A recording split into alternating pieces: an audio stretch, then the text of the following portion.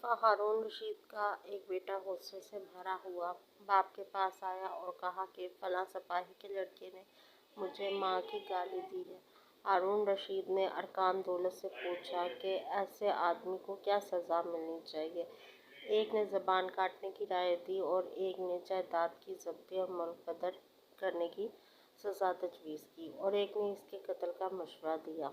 हारून रशीद ने बेटे से मुखातिब होकर कहा, ए बेटे, अगर तू इसे माफ़ कर दे तो तेरी मेहरबानी, और अगर नहीं कर सकता तो तू भी इसको माँ की गाली दे दे, लेकिन हद से तजावज़ ना करना, वरना फिर तेरी तरफ से जुल्म होगा और दूसरे की तरफ से दावा।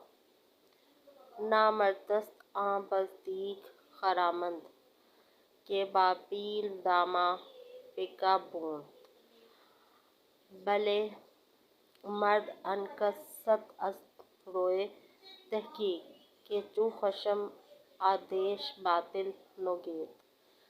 अक्लमंद के नज़दीक वो मर्द नहीं है जो मस्त हाथी से लड़े। हाँ, तहकीक की रूह से मुराद वो है कि हब्बास को गुस्सा आए और वो ही तबाही ना बके। हकायात सादी, उन्वान दरगुजर।